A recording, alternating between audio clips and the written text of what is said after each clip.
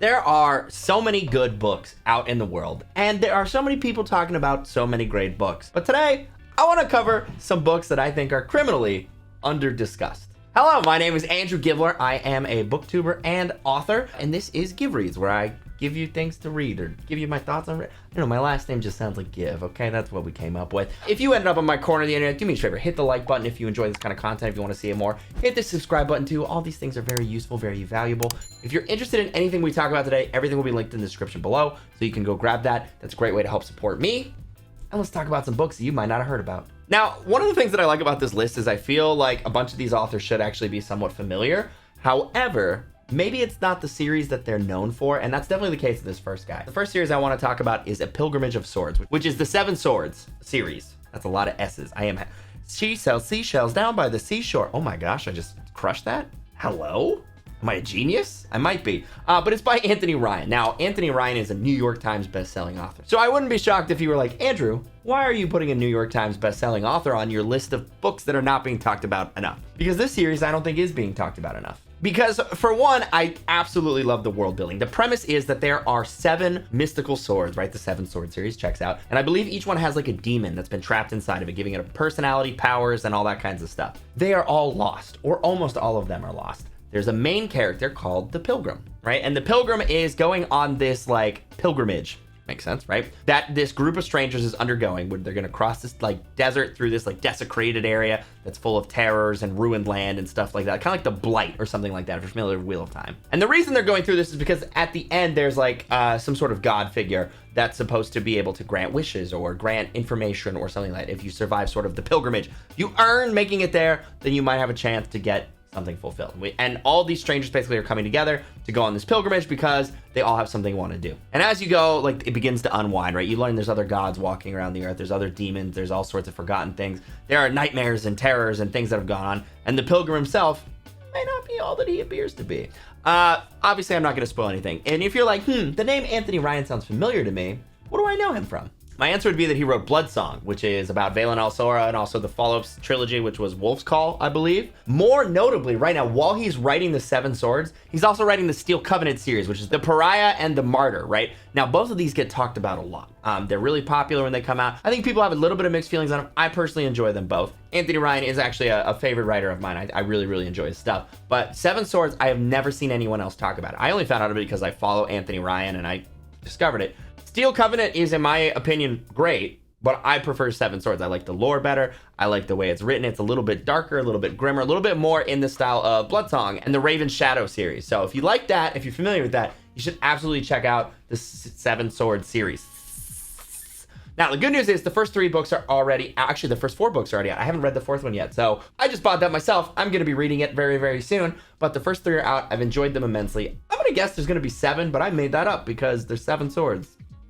Would that be related? Who knows? Go check this out if you like kind of like a little bit of dark, gritty fantasy where like the magic is ominous. I don't know if that's the word to describe it, but like the magic is ominous. The mythology is ominous, and I like that. It's almost post-apocalyptic. It's like pre-post-apocalyptic. You'll see. Just go read it. Highly recommend it. I'm going to link it down below. The next one that I want to talk about is Blackwing, which is Raven's Mark. Not to be confused with Raven's Song. I got a lot of Raven books in here because we're kind of on a grim feeling. This is by Ed McDonald. I almost said McDonald. Hello? Am I okay? I talk and write for a living. No, Ed McDonald. So Blackwing is actually full-on post-apocalyptic fantasy world, right? They're basically these like all-powerful mages. They had a huge war and they tore the world apart. Kind of like the breaking in Wheel of Time. I always relate everything back to the Wheel of Time. I'm not an addict, you are.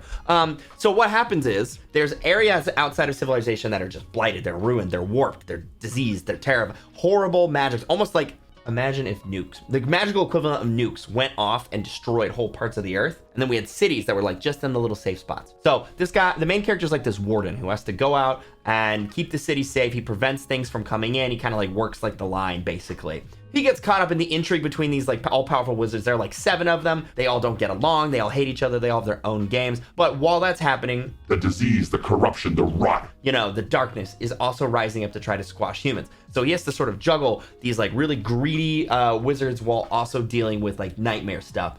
The world corrupts. It's really cool. I'm a big fan of the fantasy archetype of like the outside chaos, which corrupts you if you go to it, right? The adventurer has to go out into like the wilderness, but the wilderness has been cranked up to 12 or 15. That's basically what's going on here. It's also really fun because I think this technically qualifies as like grimdark, right? It's sure as heck depressing and dark, so I'm gonna call it grimdark. But also, I don't think the post-apocalyptic fantasy is done very well all the time, or it's not mainstream. I should say it's not done well. I don't know a lot of examples of it, because it's not mainstream. I know like in lit RPG and progression fantasy, it's very common, but in like like in just like standalone fantasy, it's not a super common trend. That tends to go more sci-fi post-apocalyptic, right? So I really like how this works. There's no technology, there's no sci-fi. It's pure fantasy in a post-apocalyptic setting.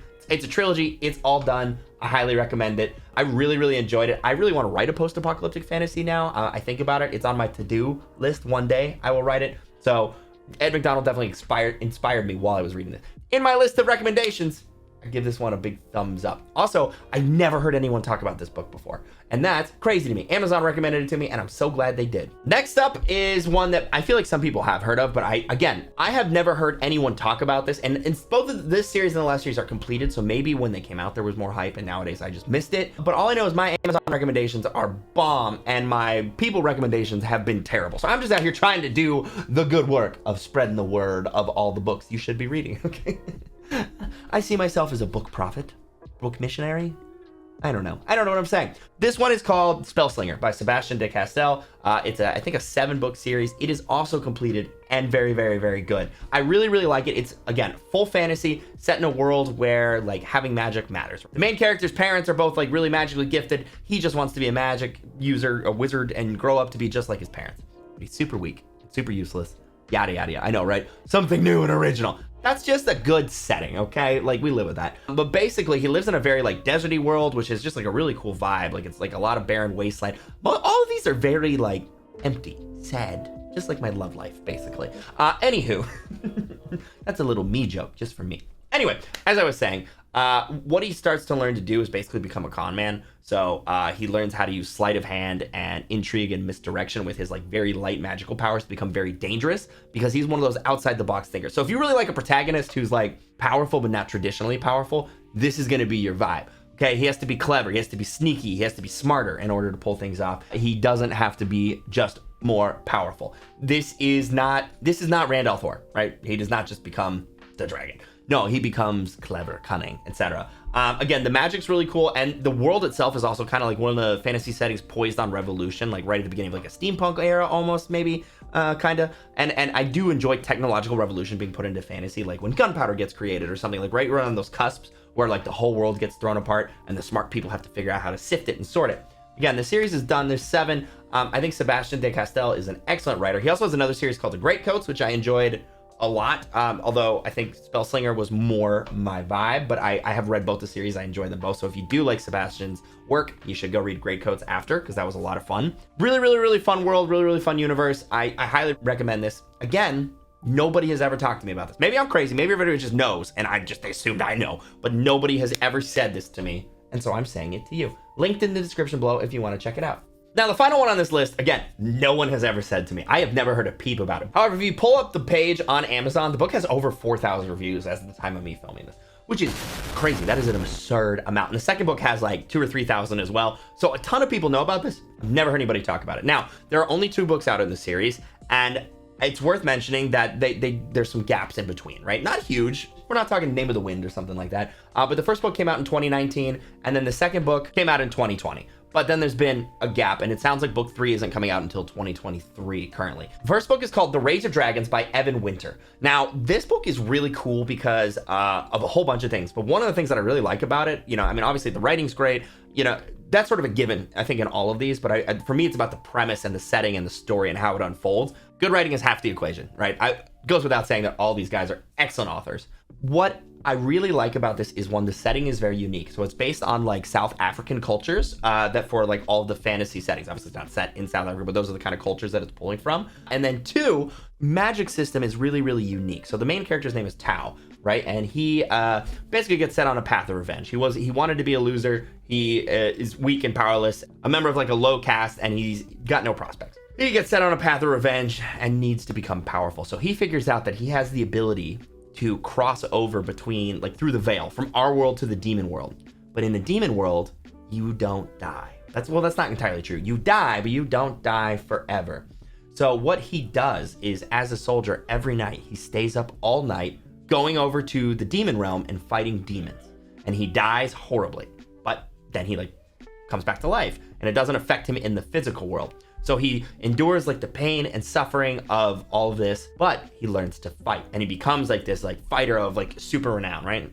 Super cool process to watch him go through. Again, this is the premise. There's a whole lot more going on, but I just think that journey is really, really interesting inside of traditional fantasy. There's also dragons, obviously, because it's called The Rage of Dragons. There's magic. He's not a magic user. There's other people going on. There's intrigue. There's plots. There's all kinds of stuff, all based in kind of like a different culture than you see in a lot of fantasy, and done just fantastically. I love the style of it. I think it's really great. I cannot wait for 2023 for the book to come out, because it's been such a gap. I sometimes forget about this series, and then I always rediscover it, and I get really excited. I go and check, and it hasn't come out yet. So 2023 is the current one.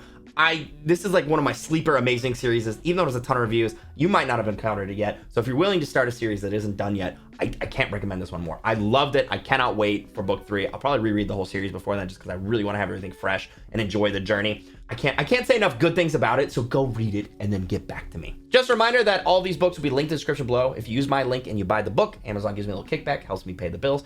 Also, if you agree or disagree with any of my stuff, leave a comment. I also would love to know if you have things you want me to review, other books that you recommend as being slept on. I want to read them. Do all the YouTube stuff while you're here. Hit the like button, hit the subscribe button, and I'll see you guys in the next video.